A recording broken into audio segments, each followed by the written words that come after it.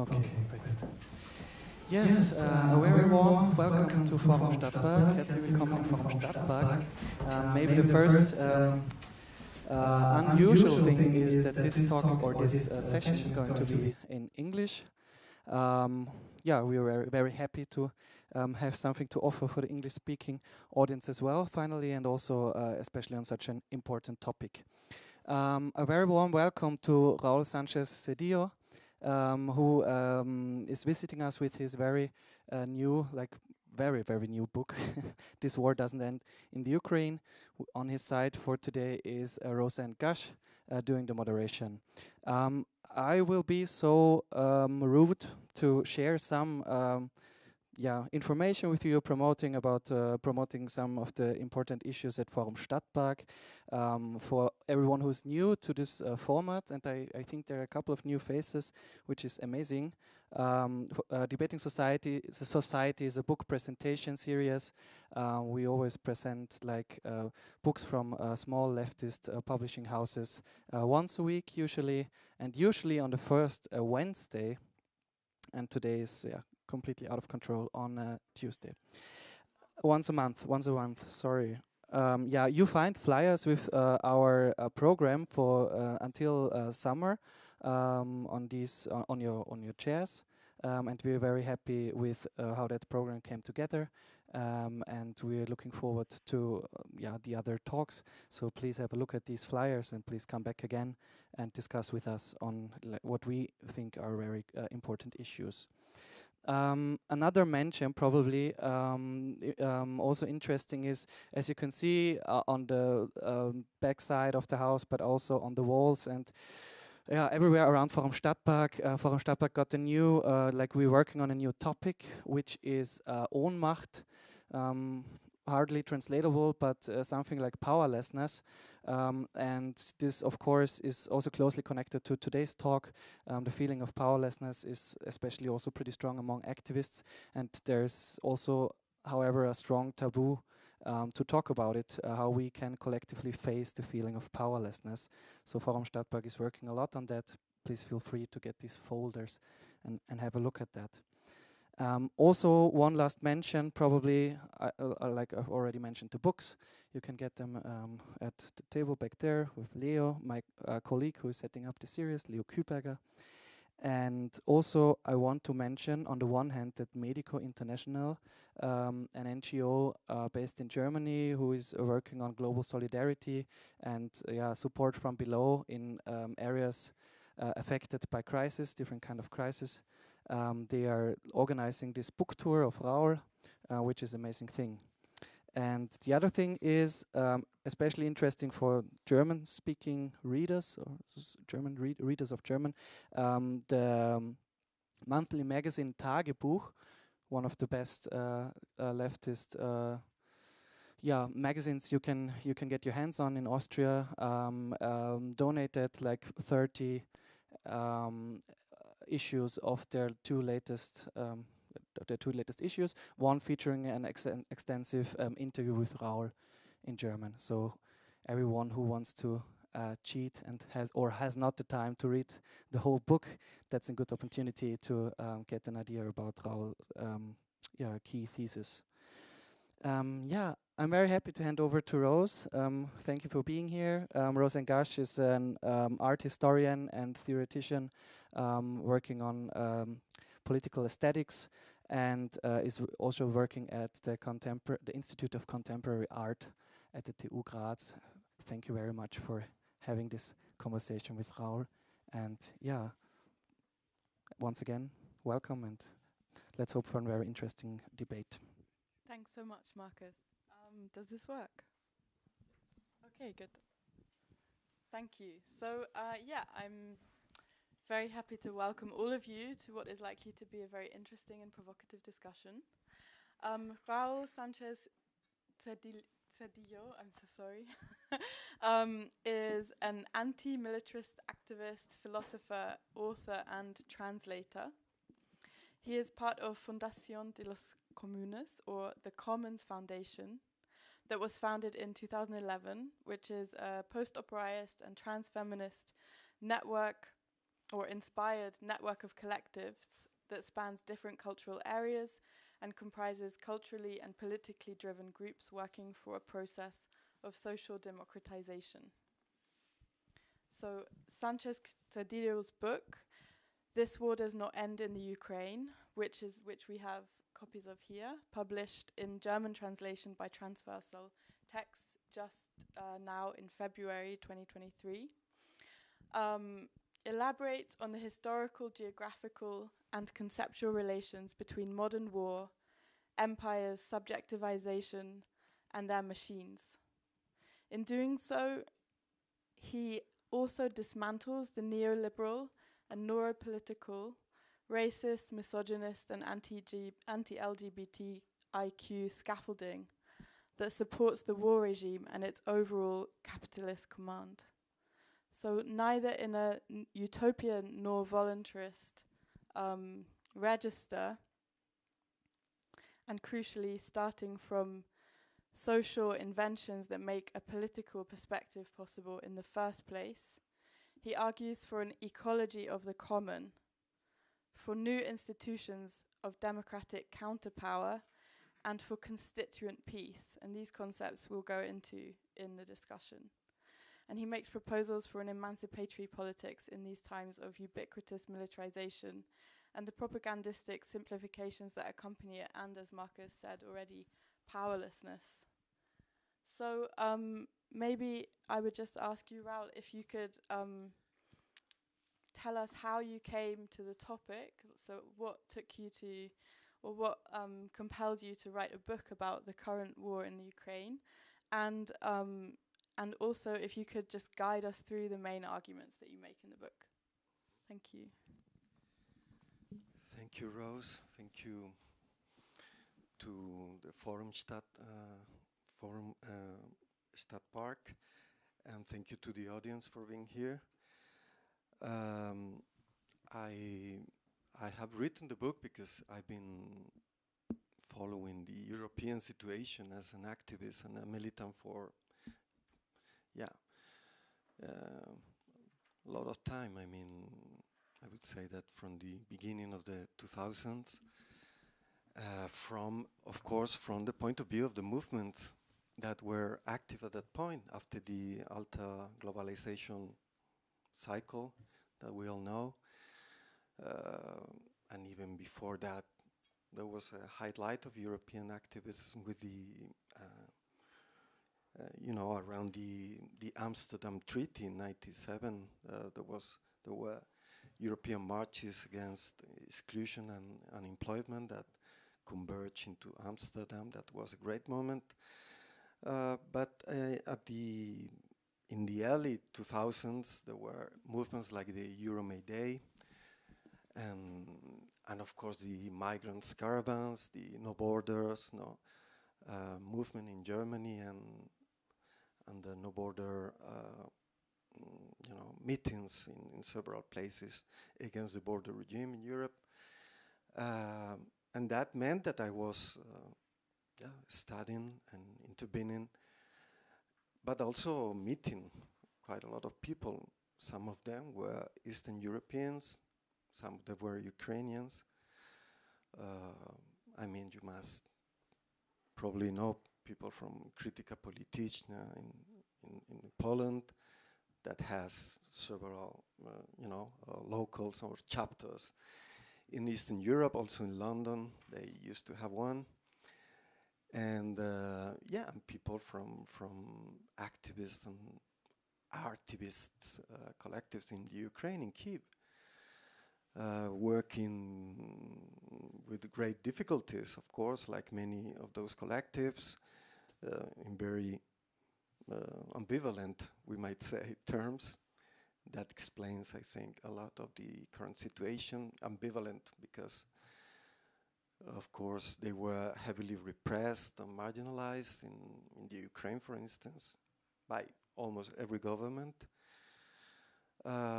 because they were leftists, but at the same time not traditional communists or Stalinists and stuff.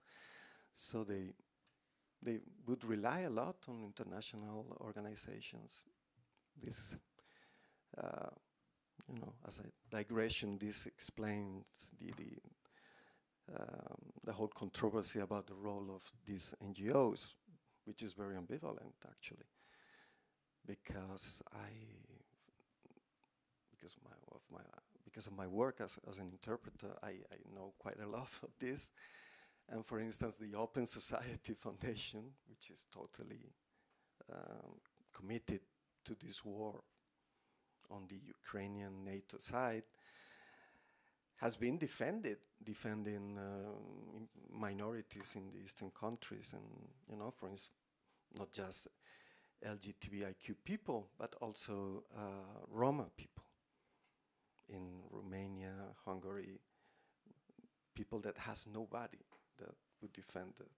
But at the same time, they have an agenda. So this is the ambivalence that, in a way, has sided towards a certain declination, a certain determination with this war, which is not good from a point of view. But that acquaintance with the European movements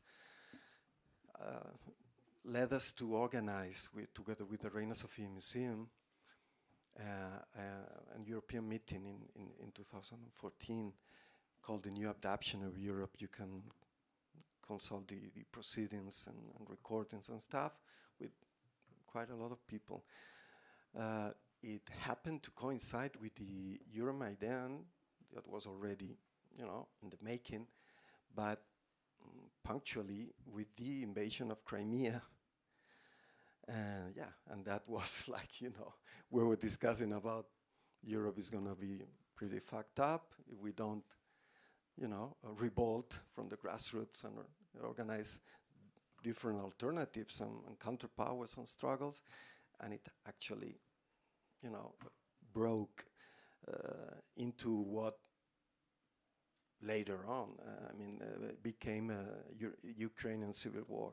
So that was a point of connection that immediately linked a preoccupation or a concern with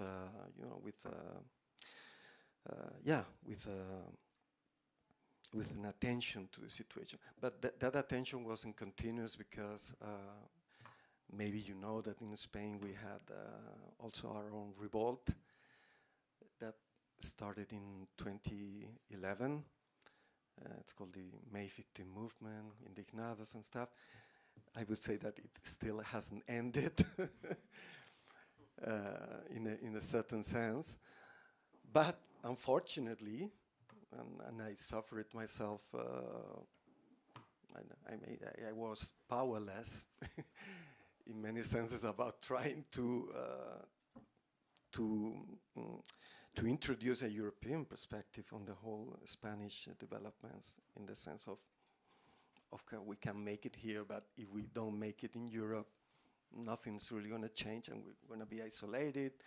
The Greece issue was already now blatant after 2015, with the crashing of the whole popular and governmental revolt against the European austerity regime.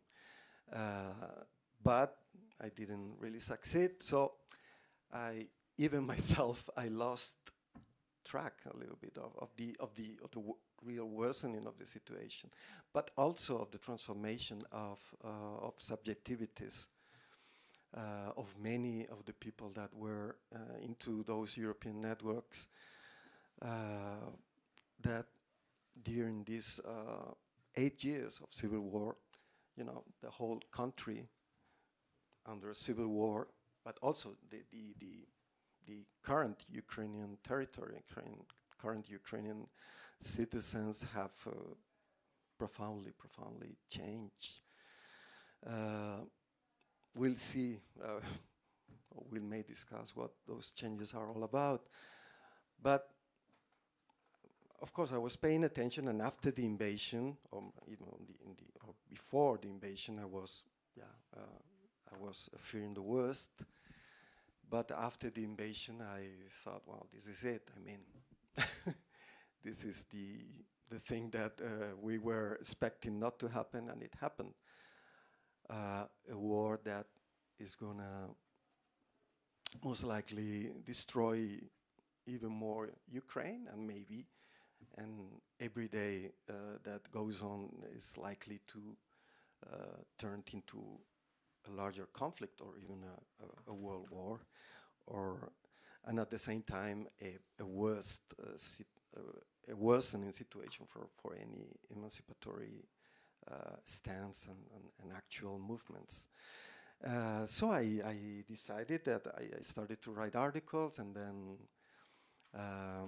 the Spanish publishers that are actually part of the Fundación de los Comunes, but based in Pamplona and based in Madrid, they proposed me, why don't you write a book, or rather a pamphlet, no? So like a shorter, I say, okay.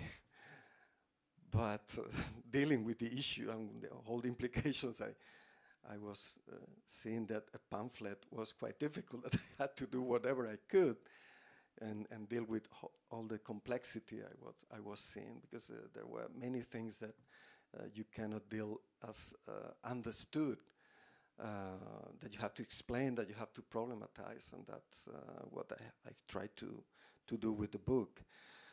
Yeah, the book is about, of course, the Ukrainian war as a tipping point.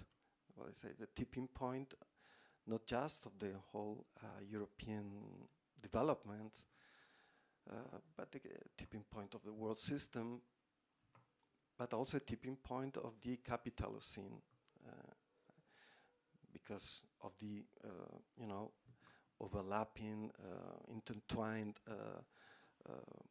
dimensions and levels and planes that are being accelerated and transformed by this war. The Capitalocene, as you know, is a term that tries to explain the whole climate ecology development and the climate crisis as the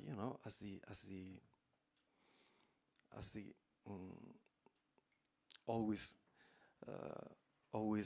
near tipping point of the regulation of the global climate as an evolution that starts with the capitalist hegemony over the world system, that starts with colonization and stuff. I rely quite a lot on Jason W. Moore and his idea of this capitalism in the web of life, and the current situation as the end of the 4 chips. There is no more cheap labor force, no more cheap energy, no more cheap food, and no more cheap raw materials, which means that for capitalism, the scenario is a scenario of finitude, and also the way they deal with it as capitalist powers has to do with the bet on war that they are proving. But about let's start by the war, because of course in the public sphere that's the problem. It's also I wrote the book not just to explain, but also to combat what I termed and try to define as the main problem for us as people struggling for emancipation: the war regime. The war is accompanied by the setting of a war regime. Of course, in Russia, the war regime started with Putin in 1999. He consolidated his power and his clique and his regime through a war in Chechnya that was totally invented by, false flag killings attributed on Chechenian terrorists and stuff, but it's been proven that they were organized by the secret services.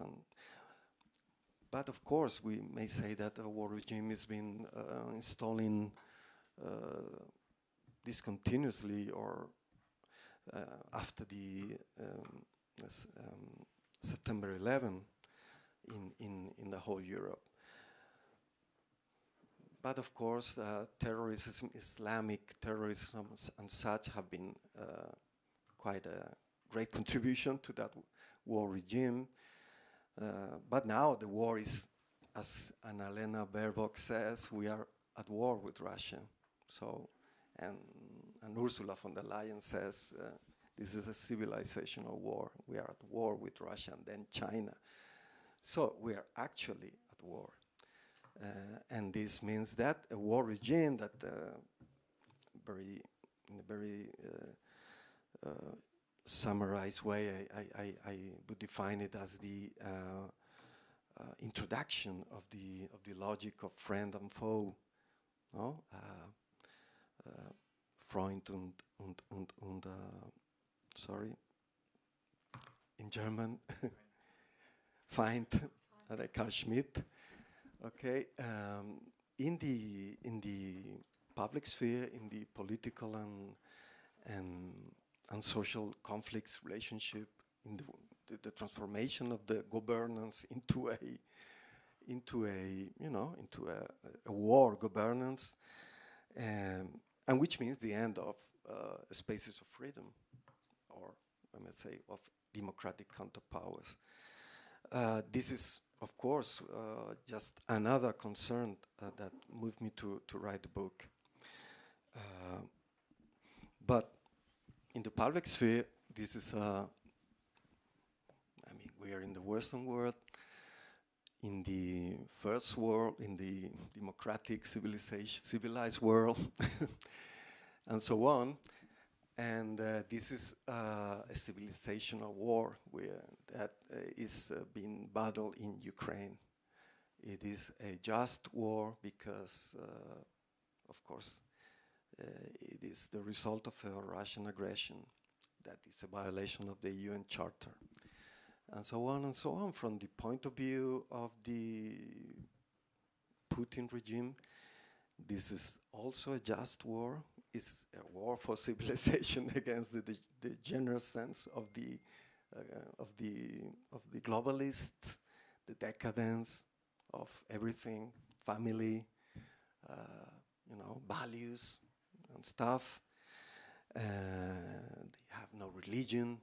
It's only about hedonism and drugs and stuff.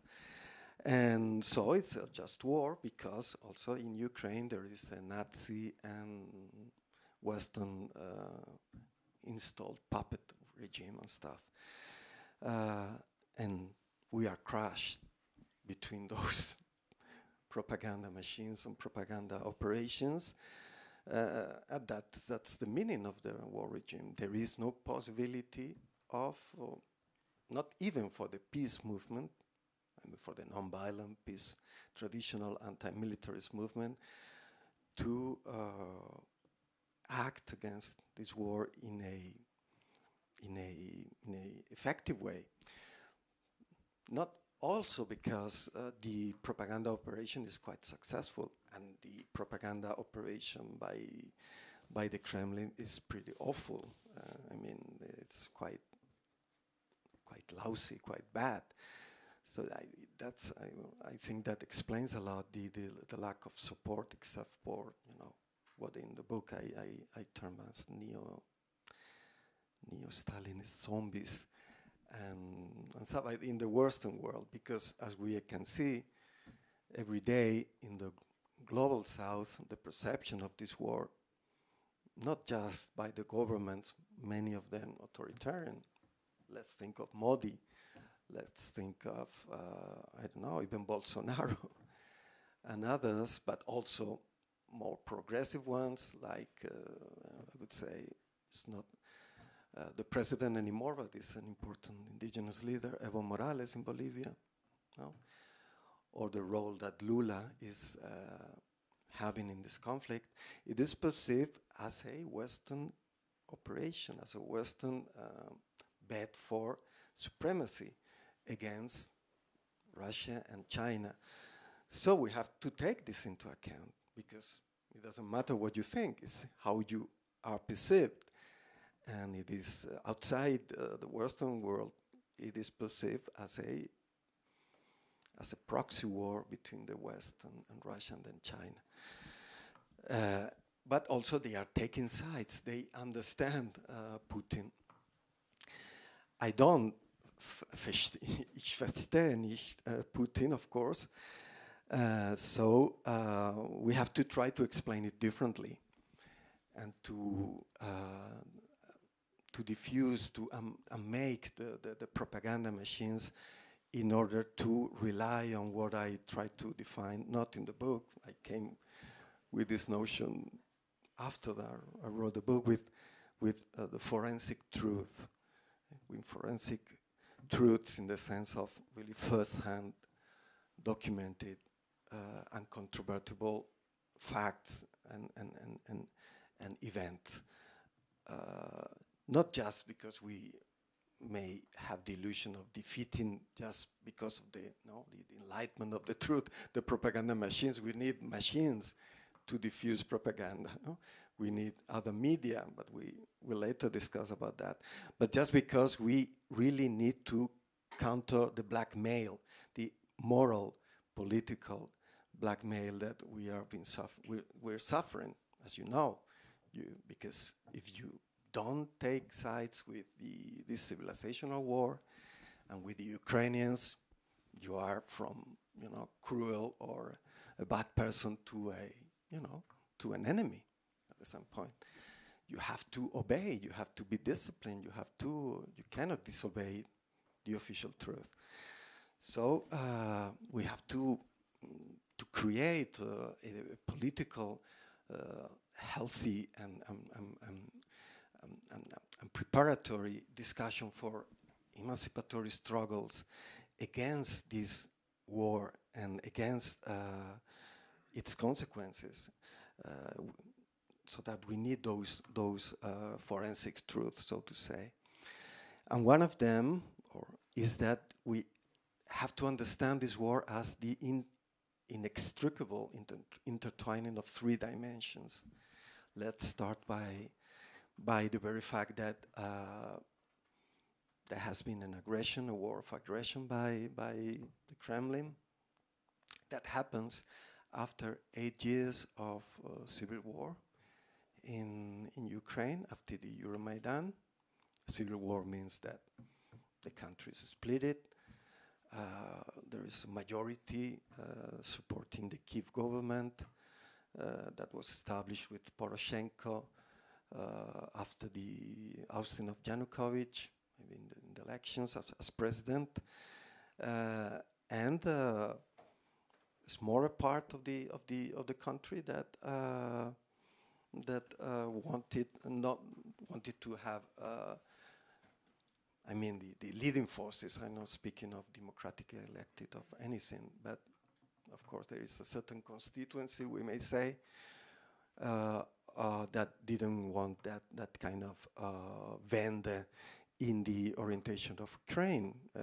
At the same time that the Maidan was happening in February in Kharkov, in Odessa, and in Crimea, they were like organizing a response to that revolution with the secessionist process, which means that the so-called separatist republics of Lugansk and Donetsk, they are part of Ukraine. They've been historically part of Ukraine. They've been historically Russian-speaking areas since the first independence of Ukraine in 22. Okay, as part of the Ukrainian Soviet Socialist Republic, and that means that there has been a civil war. But of course, this is the fact.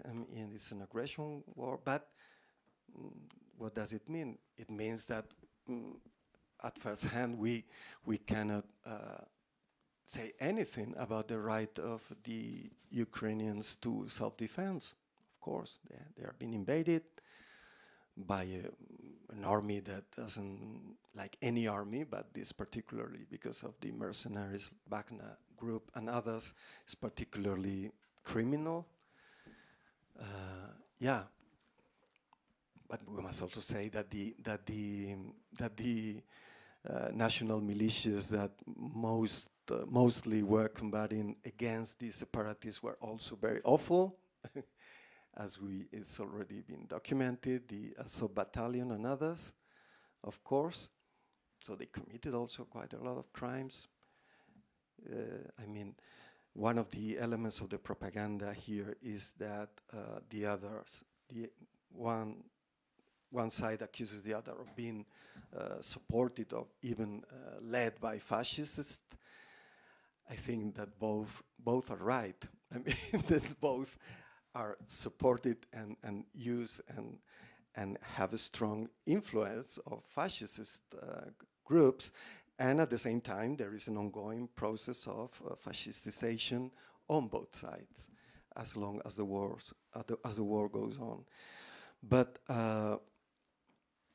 we cannot stop there, because of course if you keep on studying, you get to know that Ukraine is the most tragic country in Europe in the 20th century at all.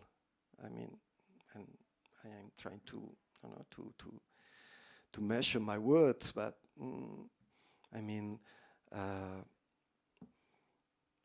it starts with after almost the end of the First World War. There is a civil war that lasts 5 years with 5 armies combating each other, the Makhno army, anarchist army included, and of course the different Soviet republics in Kharkov, Odessa, and other places. The first Verkhovna Rada, I mean, in Kiev, with Pejura, that were socialist revolutionaries and stuff, but they didn't last. Those attempts to create a polity in the huge Ukrainian territory, but that civil war that started inside the Second World War really produced a horrible amount of crimes, and mostly quite a lot of pogroms, because a common trait of it was the anti-Semitism of almost all sides, the Red Army included, with the difference that not few of those who committed the crimes as commanders, they were punished. That didn't happen in any other side. I don't think that the Makhno army did that, but I cannot really affirm it with evidence.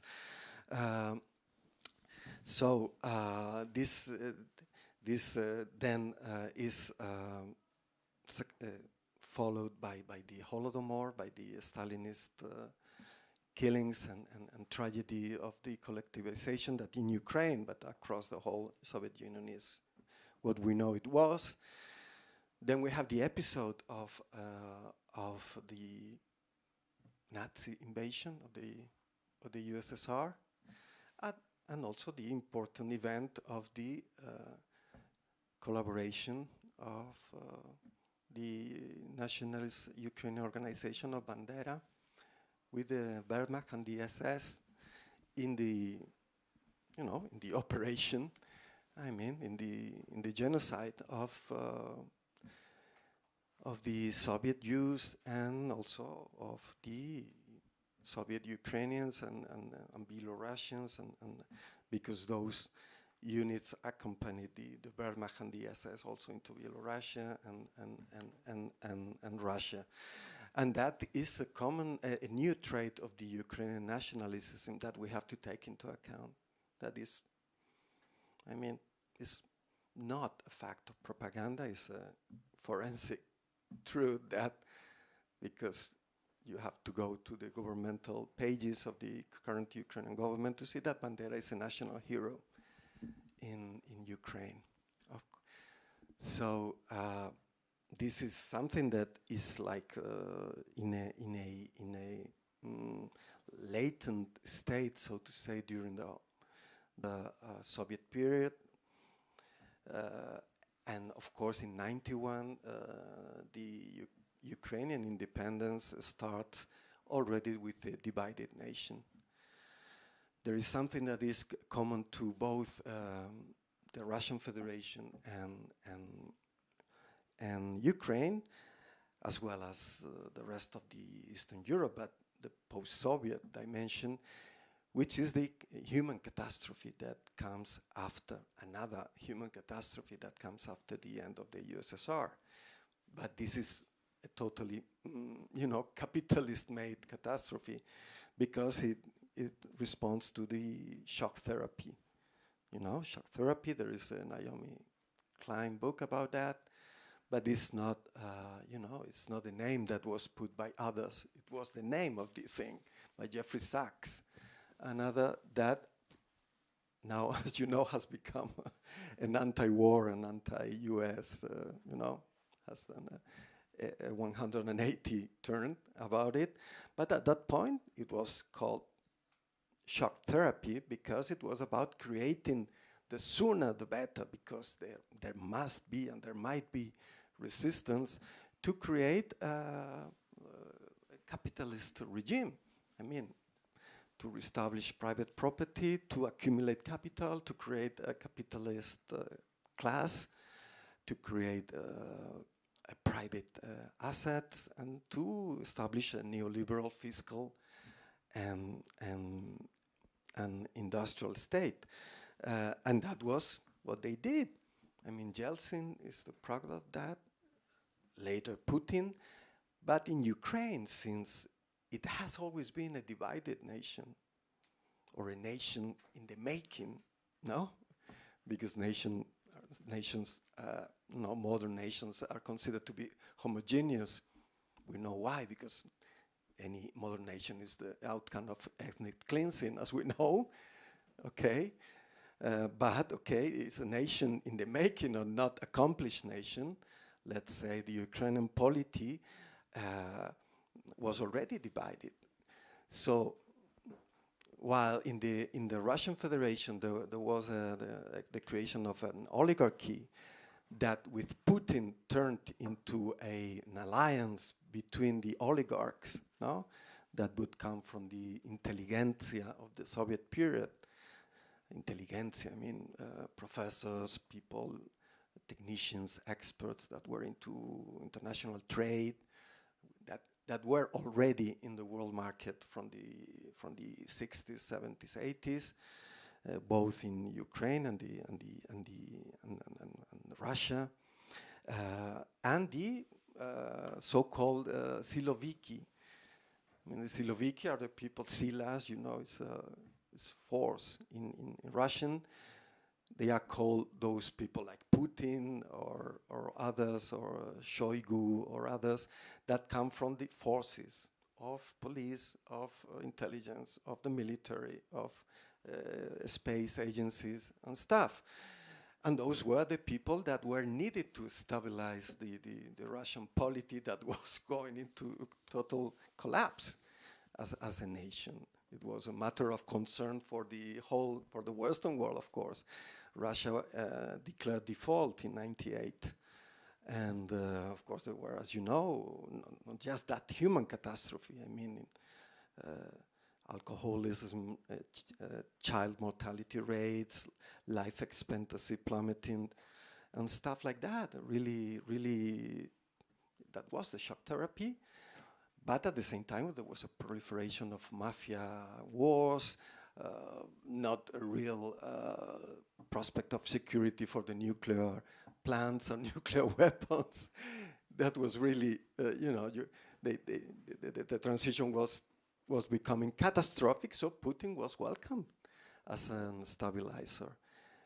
But the condition for that was that alliance with the oligarchs. You have to abide by the rules of a polity like Russia and the national interest of Russia, with this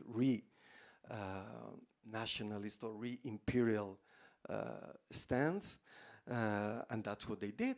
And they even later merged the whole oligarchic right, because the Putin party was opposing the other alliance of the former mayor of Moscow, Lushov and stuff, and they merge into United Russia, the current absolutely hegemonic party, and the other opposition is the Communist Party. Remember that in '96, the Communist Party was expected to win the elections, and that's why the oligarchs, they organize a huge operation in terms of millions of dollars to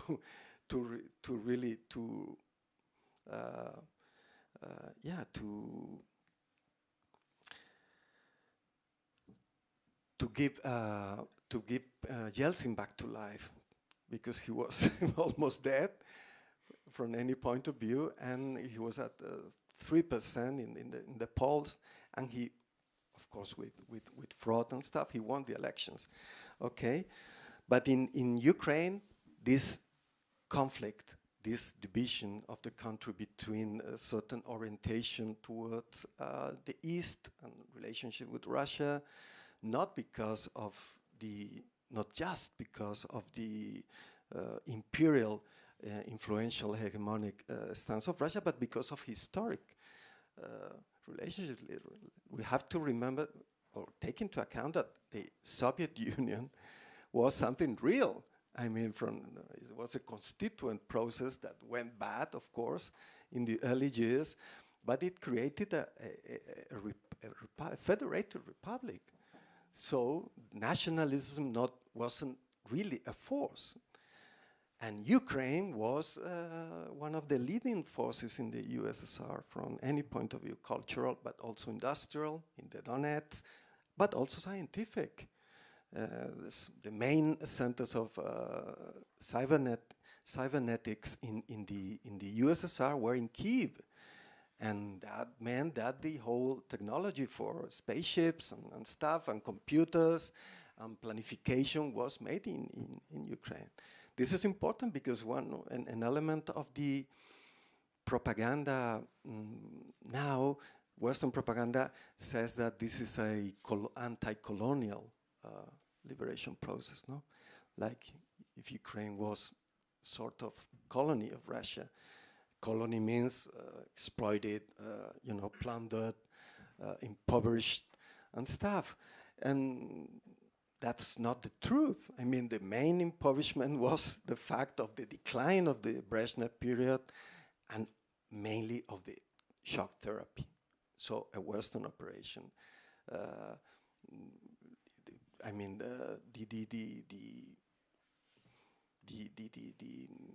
The influence of the Putin regime on the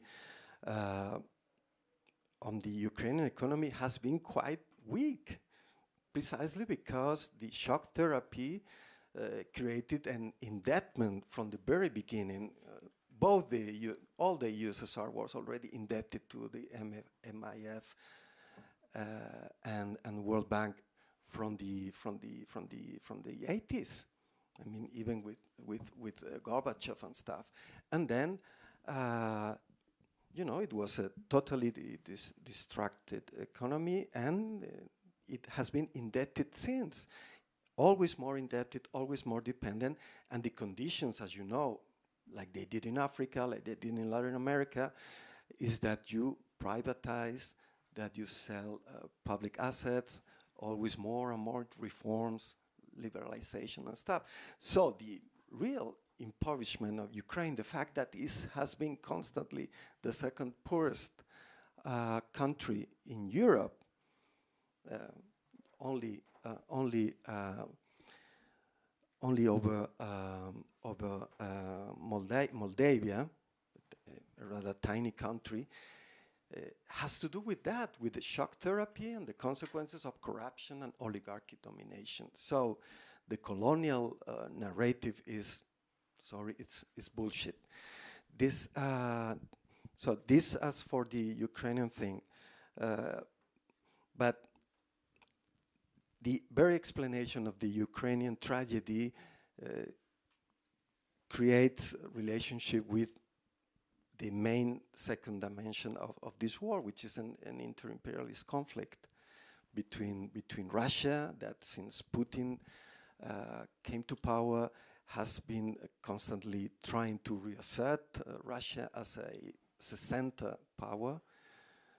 In the book, I rely a lot on Wallerstein and Delugin and Karalitsky that see, from the point of view of the world system analysis, Russia as a semi-peripheric empire, always trying, from Peter the Great and on, and to arrive to reach to the center of the world system that was mainly Western, as we know, and Putin has the same intention as an authoritarian ruler and everything, using war, using terror, using oligarchic, corrupt governance and stuff.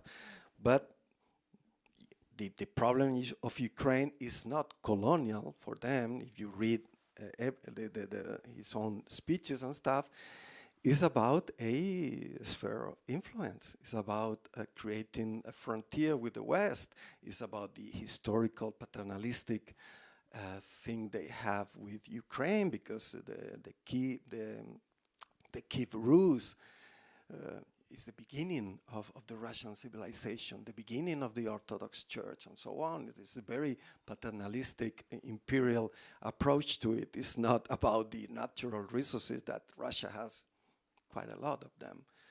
They don't really need that. But it is an imperial, of course, stance, an imperialistic war. But from the Western point of view, we have also the same. I mean, it is forensic truth that from the shock therapy on, there is, of course, the US domination of the whole Atlantic world, NATO, but also the institutional, financial, international institutions and so on. There is an imperial approach to the future of the post-Soviet world. And this inter-imperialist tension has come to this point of attrition and war on a pivot state, I would say, like Ukraine. This leads me to, if we have to choose in terms of comparisons, to rather compare this war and this conflict as with the First World War and not the second, because of this inter-imperialist clash, because of this beginning of the struggle on pivot states, Serbia, no? During the prelude or the Vorspiel of the First World War, and Ukraine since the end of the USSR. But this is not the everything. I mean, there is a third dimension that makes absolutely inextricably complex the evolution of this war, and that leads me to be quite pessimistic about the possibility of reaching any kind of diplomatic or solution in terms of be it victory of one of the sides or negotiation and a certain stabilization, which is the fact that this war is also a step in the intra-systemic clash between the US and China. I mean, the hegemon since 45 put into question, because I don't believe, and they are proving it, that the US is a declining hegemon. It's the talk, no, China is gonna, but rather it's been put into question because of many reasons. The share of the international gross product, the use of the dollar, of course, industrialization and stuff.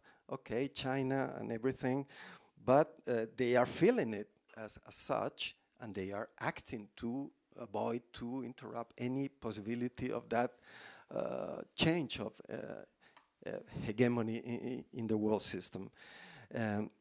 So the stakes are all of this, and I would say that the least important from the point of view of the fact that might makes right and the powers that actually determine the situation, the least important is the war in Ukraine from the point of view of be it militarily or even the will of the Ukrainians. A year after, we can say that not even the Ukrainians, if we think that the best for them is something different than death and total destruction or even nuclear war, there is no way out of this war, rather, if not peace. You want to say something? Yeah. No, I mean, I didn't want to interrupt if you want to carry on. But if we just, because you told me to pause after 30 minutes. Yeah. But you're in flow, so I didn't want to interrupt. Okay, Yeah. But maybe if we just go back to this, the war regime crushes us between two bad choices, in your view. So I just wonder, and obviously you talk about, in your book you talk about constituent peace, or like the production of the commons. And so I would like to hear something about this, maybe, yeah. Yeah, I pick up the flow. Sorry, but we've you're changed right, scales. you're right. We've gone in. No, but I mean these three dimensions are enough to say that this is something that only something similar as was demanded in 94, 97, 1915. I mean, revolt, revolution, destitution of war leaders and war machines and war regimes is the same that we can apply to this situation, because we also have to take into account the fact that this is a tipping point of the capitalism, in the sense that after the pandemic, after the 2008 crisis, what was needed, of course, an end to neoliberal regimes from the point of view of labor policies, fiscal policies, ecosystemic policies, and everything, or even border regimes, global south, financial relationships and stuff. Then came the COVID pandemic to prove that not any society, except for maybe the Chinese, was ready because of the neoliberal devastation to face such a pandemic. That proved that there is a thanatopolitics, I mean a politics of death, inside the very core of neoliberalism, in the way they let people die. So many people died because they had to work. There was no fiscal strong measures of saying we're going to give everybody money enough, 2,000 euros or whatever. You keep at home, don't worry, everything will be okay. We're going to expropriate the expropriable to foster and strengthen the health systems. They did nothing of that. Look at the US, look at everywhere. I mean, Europe wasn't making any difference about this. After the pandemic, it was even more needed, because the incoming climate crisis and so on, energy, food, and then comes war. So it's too many chances here, no? I mean, too many coincidences for not thinking that, of course, war is also an opportunity of dealing with this crisis in terms of an intervention in what I call the ecosystemic chaos, because systemic chaos is the term that Arrighi and Silva used in the 1999 book, Chaos and Order in the World System, dealing about this. Now, if there were to be a change of hegemony, it wouldn't be peaceful. Most likely it will be chaotic. But chaotic means that there is too many signs, too many information that we can deal with. It's not a way of dealing with chaos from the point of view of the powers, capitalist powers, is to introduce certain lines of of attraction of the chaotic processes. I mean, war is chaotic, but war establishes a certain order between the one who loses, the one who wins, the sides and the discipline and authority that is needed. And this is precisely what they are using this war for. Mostly, of course, both sides of the imperialist conflict, but as a whole, I would say, except for China, they are using the war as a way of coping with and dealing with the demands of energy transition, the food emergency, and the possible popular revolts and social and political revolts related to this, preemptively creating a frame of neutralization of any possible outcome, be it from the point of view of the Western powers. But I would say that this is totally self-contradictory, be it like far-right nationalist electoral wins or even revolts, but also and mostly, because there is an anti-communist environment here, anti-capitalist revolts that may say, this is enough, come on. We were meant to be fighting hunger, climate crisis and stuff, and now it's war, infinite war. This is enough, no? Like it was enough in 14, no? So, and there is another dimension. I will go into the constituent peace thing, but I think it has to be just justified, not just the wishful thinking. That is that since the First World War, the economy and war industry, scientific invention or discovery, and the war industry and the war machines, but and at the same time the process of fascistization are absolutely interrelated. I mean, you cannot understand, and there's something I deal with in the book, fascism without the First World War and the experiments they were organized.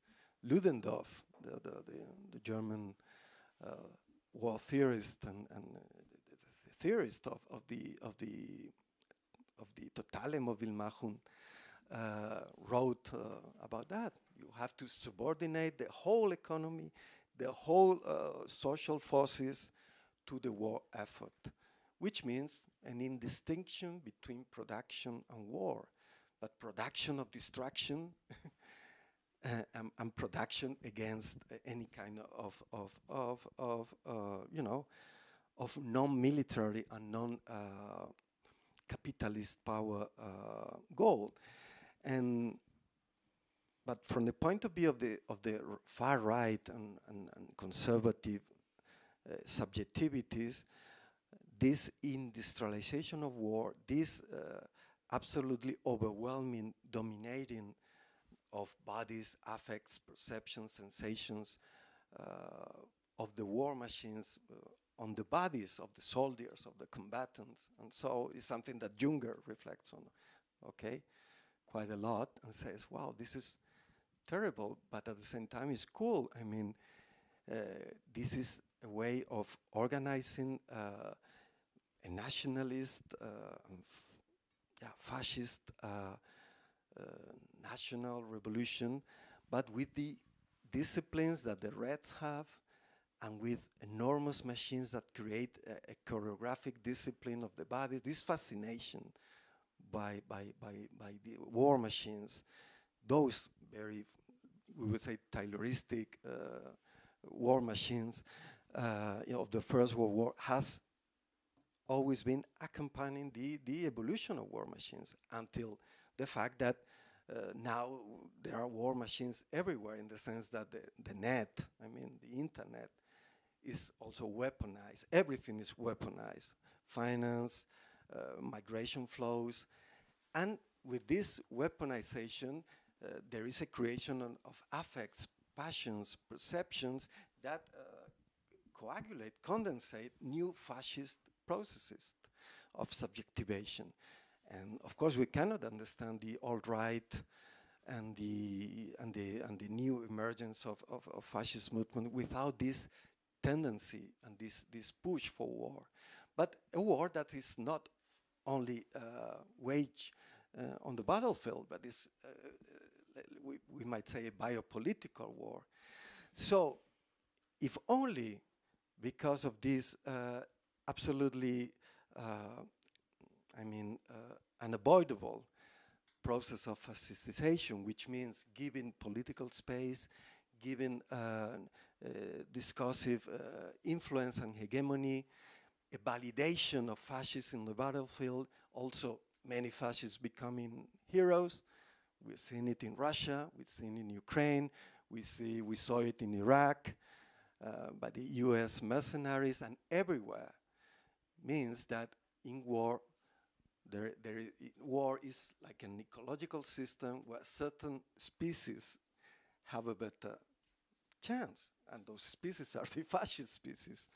And war is the best ecological environment for that. And as long as war, and also the war atmosphere and the war regime proliferates, this is the better the chances for them. This would be only just one reason to say this must stop, because fascist is already enough. I mean, but fascist mean absolute war, means war at all cost. So nobody will stop the war.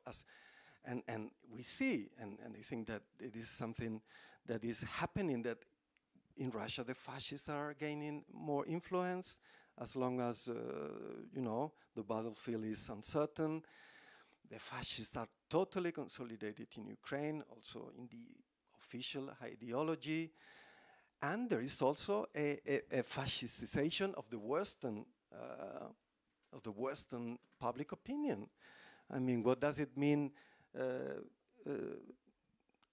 European Commission saying that this is a civilizational war, a European Union that was born against war, not war anymore inside Europe. Okay, but you may read von der Leyen's speeches and Borrell, absolutely out of his head, saying that we have to defend the garden against the jungle, and we have to, they speak of regime change in Russia, but they say that this is not just a war for the Ukrainian, it is a war for the European civilization, which means Greco-Latin civilization, which means the climate transition, which means, standards of life, threatened by whom? By Russia, but also by China, explicitly designated as a foe. So war is an ongoing process, and this is life or death for Europe. We know what this is. This is a conversion, a self-contradiction, an Aufhebung of the democratic values of the Charter of the United Nations, turned into a Kulturkampf, a sort of Volksgemeinschaft approach to Europe against another coincidence, the global south or the semi-periphery. So this is already something terrible, and that's where the problem for us, and I think it would be the time to start a discussion, but let me outline a little bit how I see things. I mean, this is too much for this is too much for anybody to say, well, no, let's let's try to obtain peace in Ukraine, or let's support the Ukrainians and NATO until the end, because Putin is gonna. Of course, if you look at things, this is not gonna happen. A year after, it's not gonna happen. I mean, the sanctions have done nothing. The Russian economy has had a downturn of only 2%, like many European economies. They are getting money. They are rewiring the trade and financial circuits.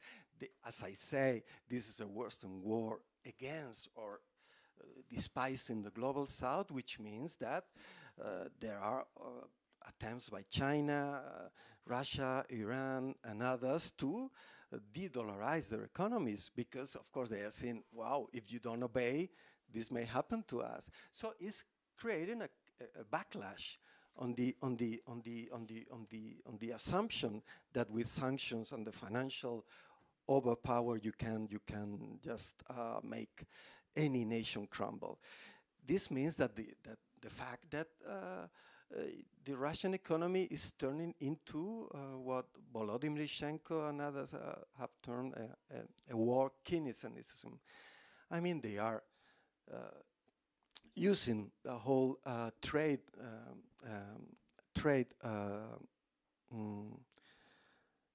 surpluses to create jobs in the military industry, to secure a certain stability, and to prepare the whole economy for war, for a protracted war. What is happening in the Western side? I mean, exactly the same. There is every day we see the formation of a war-led growth regime, in the sense not just of the enormous effort on the military industry and selling weapons, that is quite a good business, as we know, but also there is a militarization of the financial world around secure ecological or energy transition investment, food investment, and the new manufacturings, chips and stuff, which is producing a regionalization of the world market. There is a talk about the globalization is over. It's not over. It's changing in the sense that it's becoming regionalized with a lot of protectionism. As you must have read, the Biden administration has passed, the Congress has passed two main laws, the CHIPS Act and the Inflation Reduction Act, that contain absolutely protectionist measures. That's why they are winning again against Europe on this war. But Russia is doing the same. Unfortunately, in Ukraine, what is happening is that they are going even deeper into a war neoliberalism.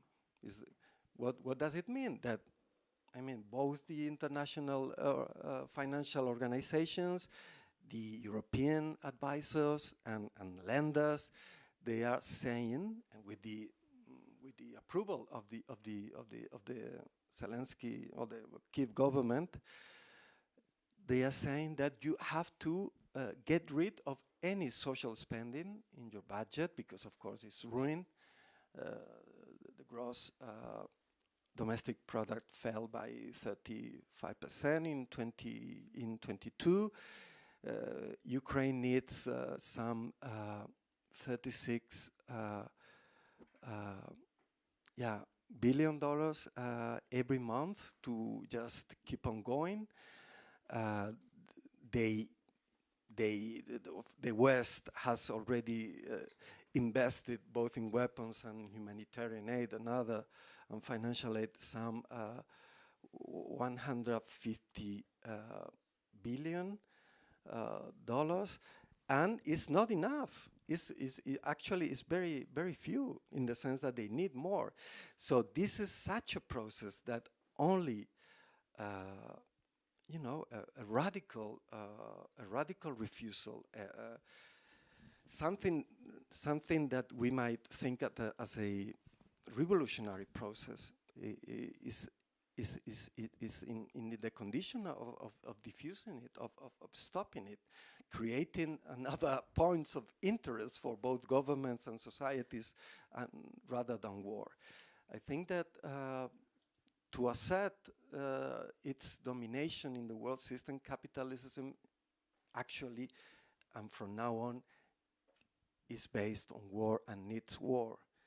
And this means infinite war with all the consequences, interrelated consequences into this, what Adam Tooze has termed polycrisis.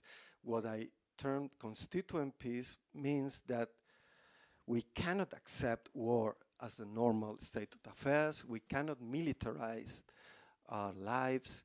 and consciousness. We cannot marry, so to say, the war machine inside our souls and passions, but we have to fight. And that means tactically we need peace at any cost, because it's not just the Ukrainians, it's the whole world. So I'm sorry, you live in for anybody that protests, you live in a very interconnected world, so we need peace, everybody. I'm sorry. Not is you have your own fight, but we need peace at any cost. But at the same time, we need peace as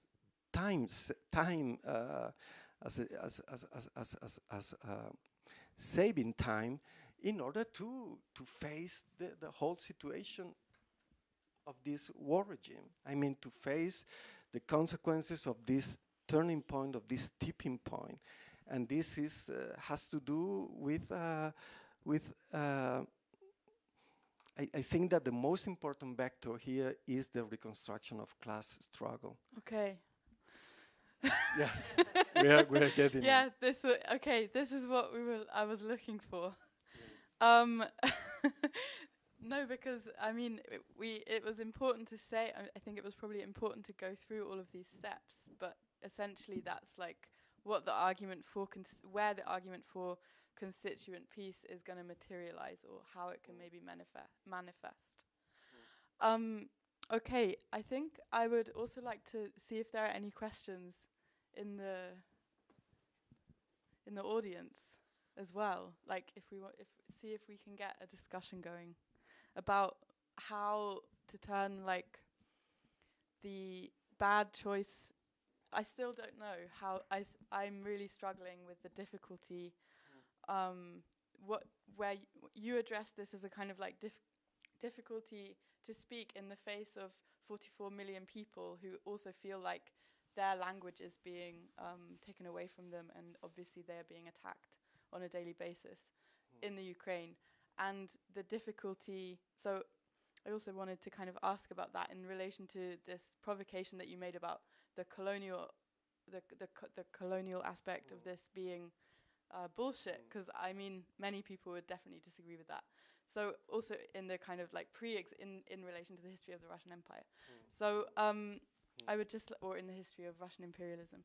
So I would, yeah, maybe that's one question that I would like to kind of ask you to speak to. And also, yeah, this kind of difficulty, how do we get from being crushed between these bad choices of, obviously, when our lives are militarized, is what you say, I agree with what you say, it becomes impossible, or, yeah, it creates this kind of momentum, or, like Klaus Teveleit also talks about this body armor that is created through war, and it becomes very difficult to be like present to oneself, to even begin to think about like class struggle. But obviously class struggle is probably the only way towards constituent peace.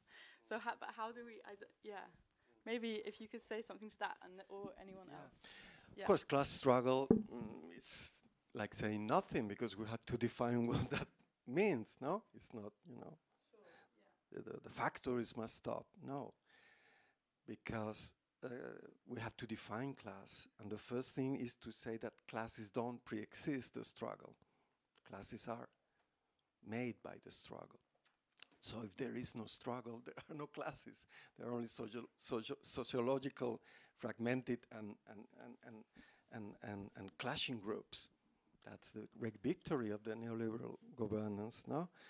They say, no, the working class were those people that were in the factories that were defeated, and now they are turning all nationalist, racist and stuff, no? That's the main narrative. Of course, that was only a part of the class struggle, because we now are able to rebuild the genealogy of class, taking into account the racialization, the colonial, the gender approach, of course, the whole issue of reproduction as something key in the development and consolidation of capitalism. But of course, this means a new definition of capitalist domination.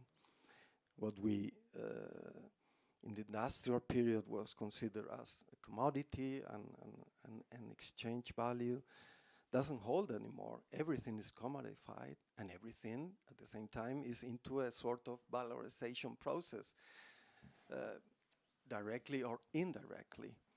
We might say with the information economy and the platformization of our own lives that across the planet, I mean, life itself is being exploited. Life in terms of communication, perception, affection, any kind of activity, because it's been valorizing, circulating capitalist process. It's abstract labor, absolutely. So this means that if we define class as an interest assembling process of groups that are oppressed, subalternized, racialized, exploited by capitalist apparatuses, operations, and organizations, to oppose that to that and to formulate an alternative project is a class struggle. But class is important because I don't think that anything can be achieved on the basis of the frame of Western definition of social movements. Because it's more than coalitions.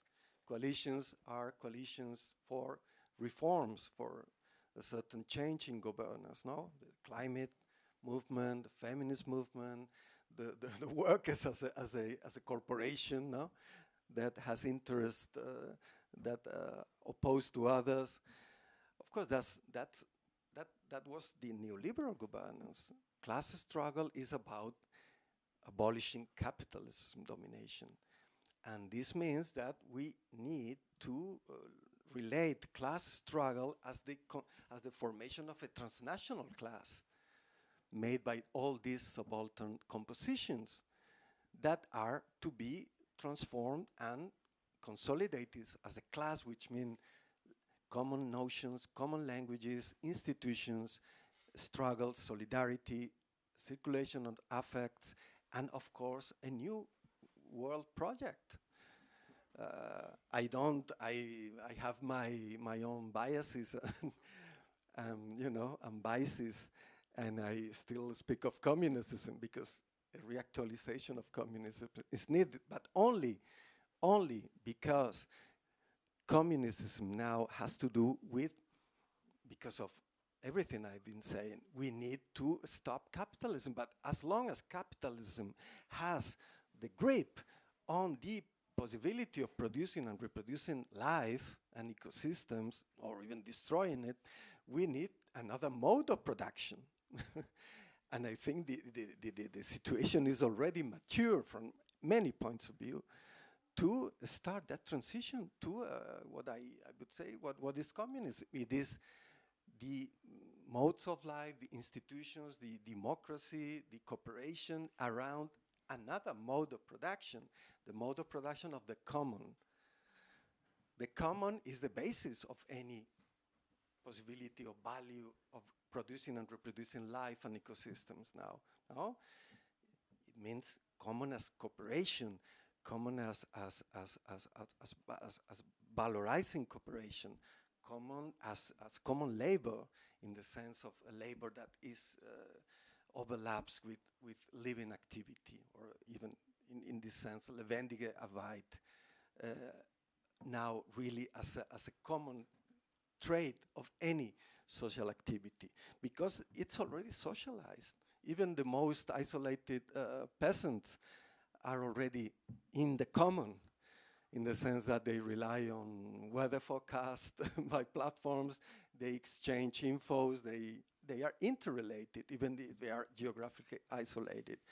So it's time for that, and that's the content of revolution. Of course, not as a national process, because it has to be as transnational, as transversal, as the class composition we want to build. And that's the point of class struggle. Because, of course, we know that the problems that before the war were already there.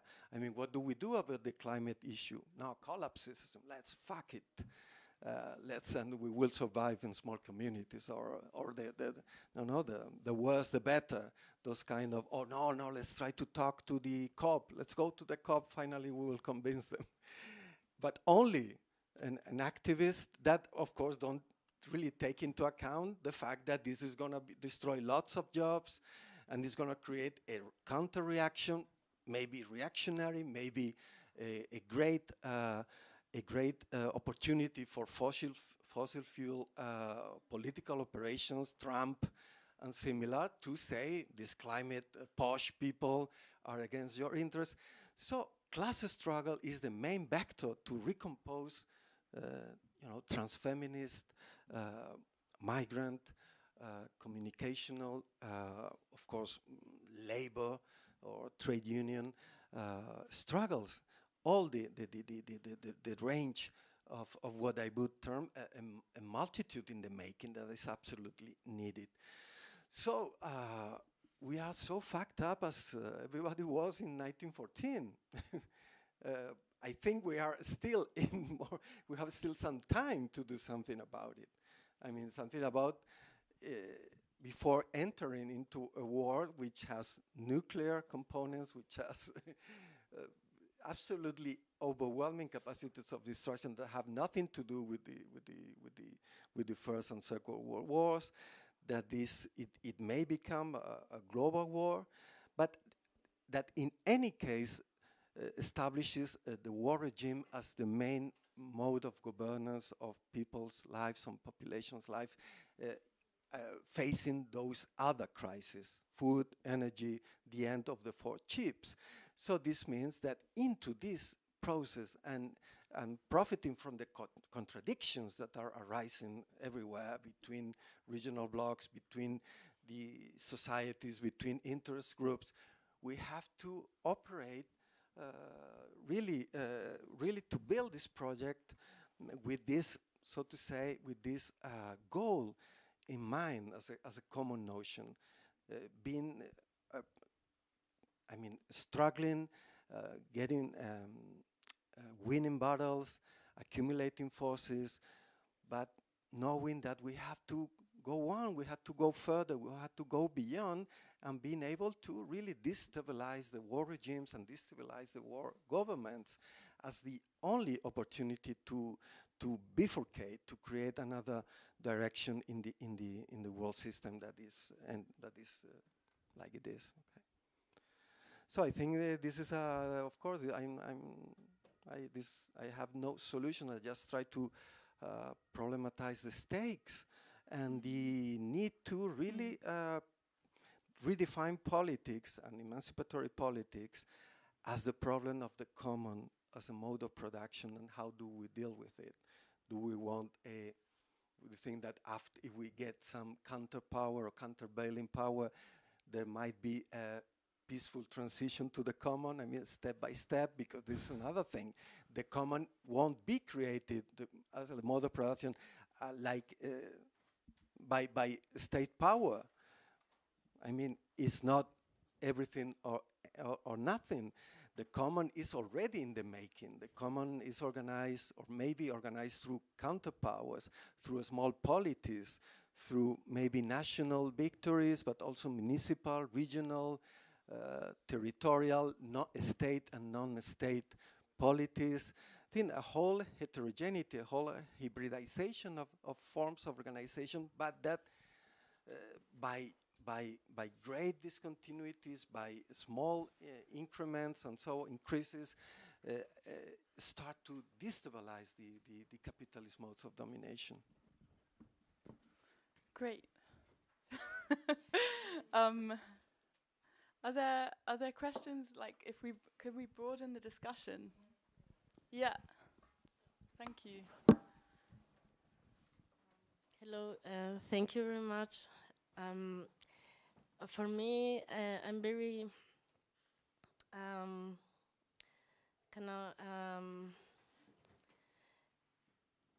for me, when you say the common on common ground, I think about the new generations, and also how now this intergenerational struggles. How could we articulate? Because I think the young people are being are the ones who are more at the street and also taking visibility and in a way I think this is also a generational problem, not problem, but it's different maybe languages. Also, what is the common for the young people?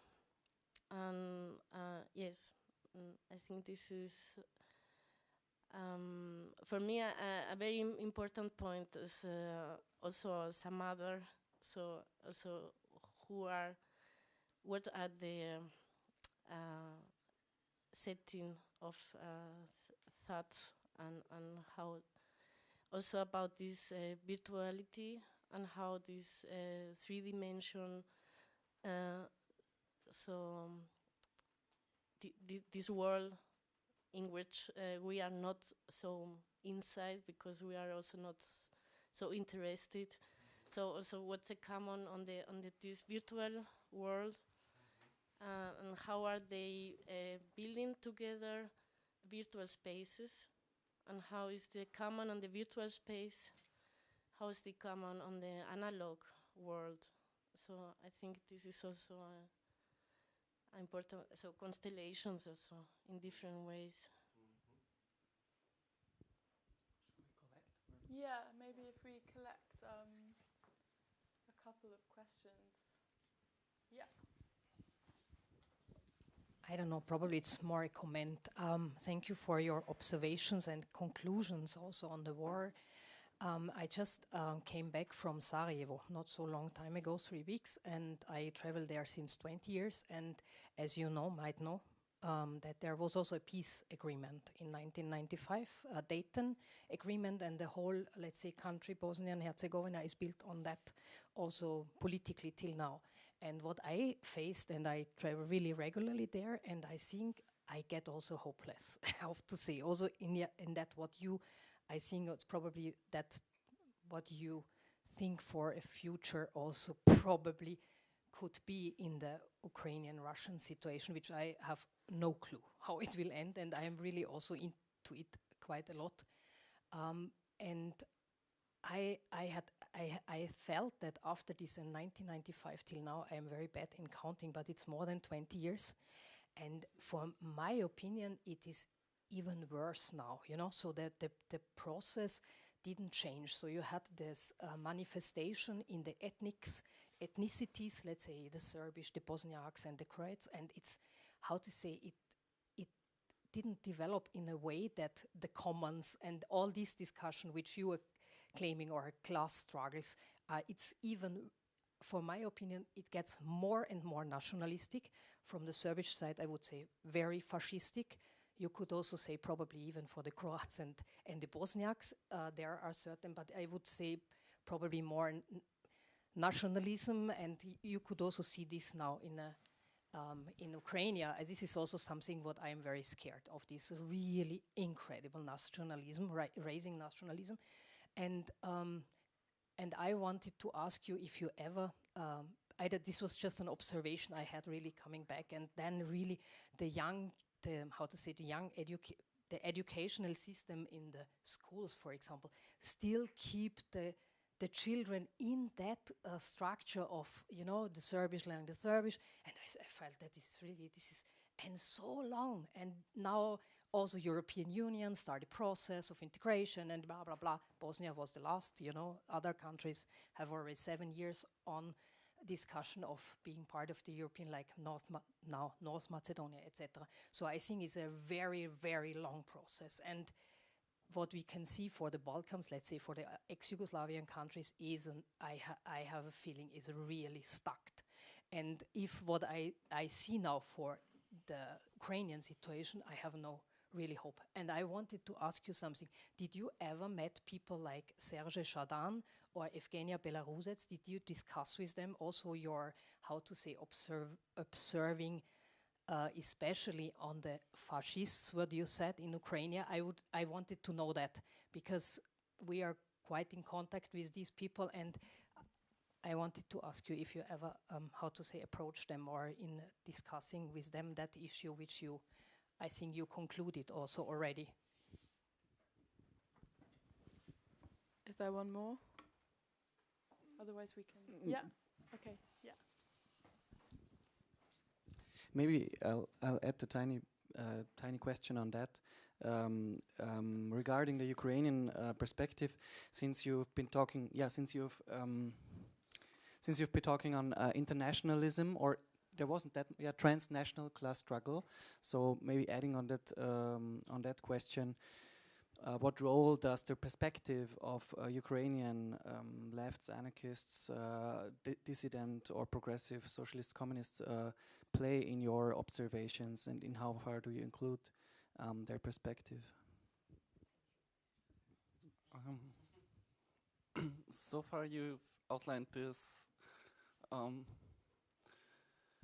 suicidal fascist line of flight of the Capitalocene, more or less, which is falling into ethnicities again. It is like a back turn in time, while at the same time I think we could also perceive something that is what Mackenzie Walk argues for, the vectorialist class, which is this transnational project in a way, which is turned from the right-wing side, called the globalists, which is actually acting on a global scale and is this kind of megacorps that are also using the situation of nationals, of renationalization. So how would be something that is as powerless like the ideas of the multitude or the heterogeneity, how can those be installed to build narrations in a similar way as all those big war regimes actually can build?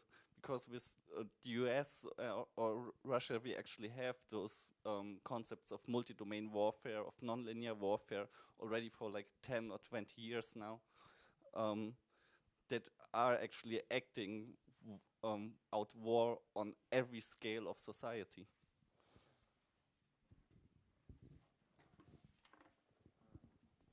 By order, yeah. Yeah, that's another part of the problem of this class constitution in the struggle, in the sense that, of course, just to fix our attention on what interest moved the war effort, but before the financial globalizations, the shadow banking, hedge funds, sovereign funds and stuff, they mainly deal with pension funds also, which means that there is the class struggle is impeded precisely by the financial capture of the pensions of the elderly generations against the future labor income possibilities of the younger generation across the world, but also in the Western world. So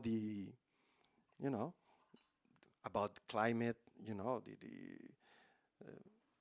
for years the constituencies of the main bipartisan coalitions or parties in the European system, that are already disgregating the Popular Party, European Popular Party, the Social Democrats, always more are voted by people with an average of 55, 60, because they are worried by the pensions. They want stability at any cost. And even war is paradoxically a possibility of stability, because if the Western world loses hegemony, what is going to happen with our pensions? And the climate, what the fuck? I need, this is gonna destabilize the economy. Maybe the climate science is wrong. You know, Trump represents also that kind of reactive affect. So the intergenerational problem is key, but I don't, I don't know. You have to tell me. I mean, it's true. That's one of the problems. I mean, for instance, in the Extinction Rebellion, you know,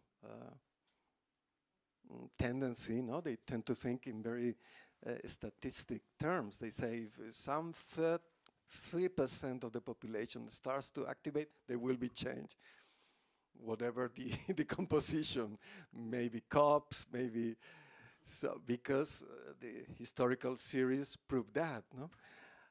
Others are, Fridays for Future are more, you know, let's wake up humanity. That's a problem, and it has to do with the lack, sorry to say, of historical experience of how effing hard is to make change, and how, and mostly as we are entering into a war regime, which means new alliances, which means creating a strong historical long-term alliances. And that's a problem that mainly the climate movement, with this mostly now made of young people. And after the pandemic, of course, the problem is this, the virtualization of this embodiment of life, which means shit. I mean, which means very abstract de-eroticization of bodies, and a tendency of, you know, self-abolishing sad passions and easy fascistization. I mean, the alt-right is related to this. In the US, we may establish a relationship between destruction of the public sphere everywhere. I mean, you don't have friends, you don't meet anybody, but you have a rich virtual life with people like-minded like you, no? And this is virtualization. I only can say about that we cannot explain the whole Spanish thing if not by the interface between both things. I mean, the whole movement started as a very Facebook-based thing, but then it took to the streets, it occupied the square, but at the same time, there was this interface of this transmission of affects, this embodiment of the virtual through, you know, the affective and political and perceptive power of what was happening in the street, but also by the interchangeability of roles, that people would act on the internet, but then would take to the streets and be there. So it created a multi-level, what we termed a multi-level network system. I have a book on transversal about all that, and I call it an autopoietic trans-individual network system as a way, because I think that that's what the movement in Spain really consolidated. That didn't really happen in the Arab Spring, or not at all in Occupy Wall Street. But of course, Spain is not, you know, I understand that there wasn't so much attention paid to the thing, but it was like that. It created a new people or a new multitude that has the capacity to endure. That means that it has a body. It is embodied. It resists. It suffers, and it reacts. It has feedback, and that explained quite a lot the persistence, the endurance of the whole thing. That I would say is still there, because, you know, it's the, I don't know, but it's the most progressive government in Europe now, and you cannot explain that in the post-Francoist Spain, if not of that democratic, or I would say pre-communist revolution we had, or revolt, okay. But this is the problem. I mean, we need to recreate that interface. We need to rebuild a trans individual body, but on the basis of the reality of the assemblage of bodies and machines. I mean, not on the basis of a naturalistic, you know, backward looking, say, no, fuck the networks, low technology and everything. If only because you're going to be fucked. I mean, how can you struggle without those weapons? We need those weapons because we can use them. They don't kill people. They just change minds, you know? And that's the important thing of the internet as a war machine. We have to rebuild radically. And it's something that has to do with the whole questions. I mean, we need to rebuild the media. This is absolutely already was there. I mean, during the early 2010s, but it's already a fact. I mean, these platform oligarchs are destroying everything, and as the moment that the fascist government starts to have access to that, we are all fucked. I mean, we will have to get rid of everything because we are constantly on any sort of parameter surveyed and captured. So you cannot do revolution like that. You need to destroy, sabotage those operations and rebuild a different network. I mean, that's why there is this need to recreate a hacker subjectivity that is that can catch up with the challenges of today, because most of the hackers were into a cyberpunk imaginary. They were, I wouldn't say incels, but very susceptible to. So they, I think that we need a hackware, so I say, subjectivity that is able to rebuild the internet as something completely different. Otherwise, we won't win. And it has to do with creating transnational media.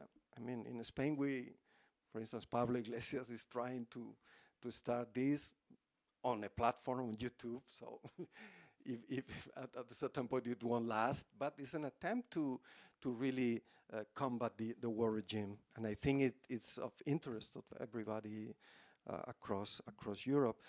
I don't know these people. I would like to know more about them. Maybe. Yeah. No, I was just going to say maybe we can go through the other questions and then. Yeah, I was trying to. But I think that of course the Balkans is an example of false peace, just preparation for new wars, and nationalism is today in Europe absolutely related to war. It's a preparation for war, but not just war between nations, but war against racial wars, ethnic cleansing as way of organizing capitalist domination. So, of course, the Balkans are next in the sense of financial instability, the way the IMF created the disintegration of Yugoslavia. The crisis, the default, and the indebtment was already there in the late 70s. Apparently, nothing happened, but nationalism was building and was really eating the socialist federation from the inside, because it wasn't an external force. So it's absolutely. That is not something we tend to look. Of course, the Balkans is an example of the orientalization of this problem. No, it's the Balkans. Joschka Fischer, no, decided we have to bomb them because Europe has to save these people. Okay, like they were non-Europeans, but actually it is the dark side of modernity that emerges now as the real thing. I mean, the nation state as ethnic cleansing, colonizing thing, mostly when it's about colonial powers. Marcus, in the book there is a discussion about that. with the people, I mean, anti-capitalist, anarchist, most anarchists and Trotskyists in Ukraine that are fighting with the government, that are absolutely against any idea that this that NATO or you know, the Western powers have any responsibility in this situation. That, like I was saying, they frame the problem in colonial terms. This is a war of national liberation of Ukraine against Russian long-term colonial domination. They even tend to, or bluntly say that the Soviet Union didn't change anything about that.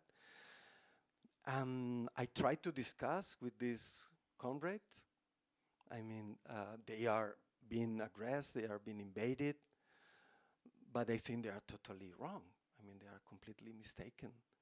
In particular, a group that is very vocal in Twitter and that is called Sozialny Ruch, social movement. They have a website you can visit. That they are anti-capitalist. Part of them are affiliated to the Fourth International and stuff. And they say that this is a national liberation war, that NATO is key, and that the war can be won, but only if there is an invasion of Russia. And then, as socialists, and communists, we will create the conditions for a socialist revolution. Sorry, I have to laugh because, I mean, it's this theory of permanent revolution, but on the basis of at least two facts. Modern or contemporary war, which is, means total destruction of the ecosystem and lives. So what kind of socialism are you going to build after that? And second, they are a small minority inside the whole thing. They might be, 2,000 people, 3,000 people inside the whole Ukrainian national movement. So how are you going to win? Because it's about, from the historical discussion in the Third International about which is the relationship between national liberation process and social revolution, no? And the orthodox Stalinist approach was first we have to do the democratic revolution, we have to strike an alliances with the national bourgeoisies, develop capitalism, markets, and democracy, and the workers' movement, because we were, retarded and stuff, and so the working class will be majority, and then we will attempt, but with a strong discontinuity. Trotsky's and another's approach was, no, there is an absolute continuity. We have to lead the process from the beginning. The proletarian popular power has to lead the process from the beginning and then achieve the national goals, but without any discontinuity. After a certain point, which is, and this has to be reminded, transnational revolution, not only national, we may be able to approach or to face the socialist transformation of the economy and life. But in this case, where are these conditions to be met? There is nothing like that. You are into a process of total destruction, neoliberal destruction of the economy. You are in a process that has banned all trade unions. There is no right to strike. There is no labor legislation anymore in Ukraine. This is true. Go check it. There is no possibility of striking. So how are you going to win the masses with a socialist program? Where is the possibility of doing that? with the popular classes. You will win as the best warriors, if ever. But that's not any socialist transformation whatsoever. You are you are striking an alliance with a government, and of course millions of people that think in nationalistic terms, very nationalistic ethnic terms. You were saying, what do we say to the people that has his language prohibited and stuff? I don't think that's the case. I mean, no Ukrainian oligarchic, corrupt, pro-Russian government ever did anything to Ukrainian language. The truth is the contrary. You cannot speak Russian and you cannot write Russian anymore. I mean, there is a Russophobic campaign. There is an ethnic dimension of this war by both sides, but there is all sorts of historical revisionism about who was Russian, who was Ukrainian. Even Chekhov and others say, no, they were Ukrainians.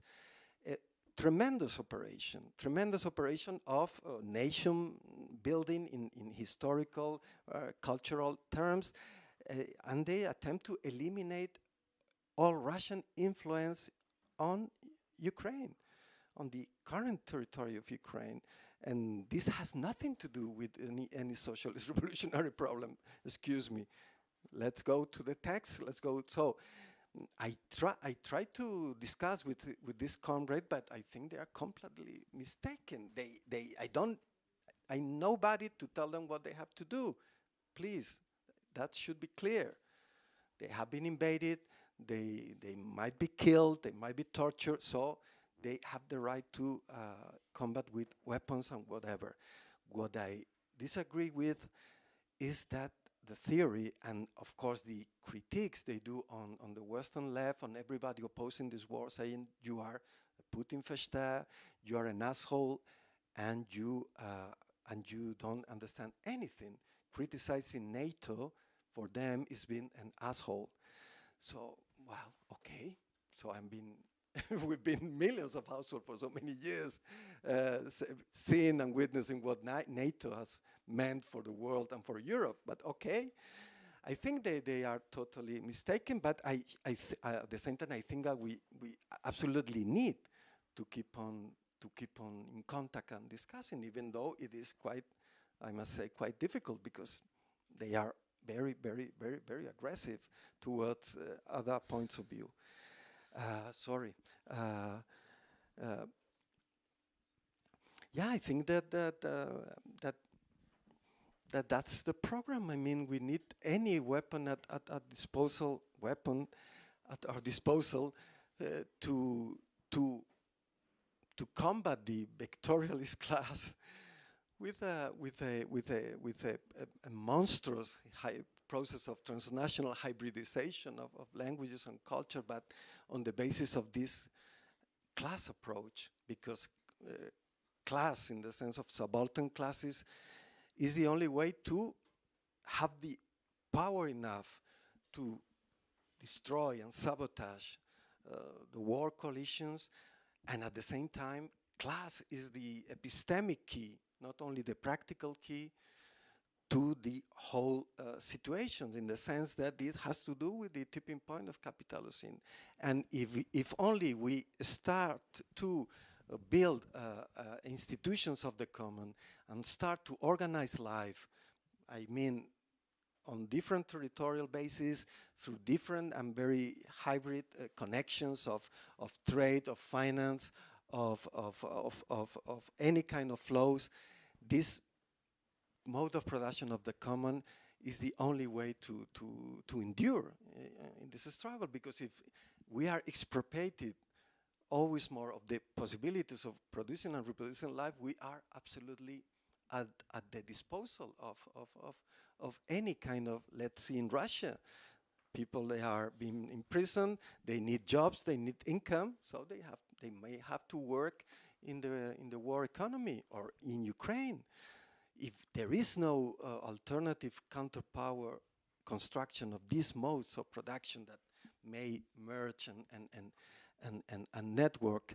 I mean, there's nothing to do. The transition to this mode of production starts at any point, and it has no end in the sense of teleological end.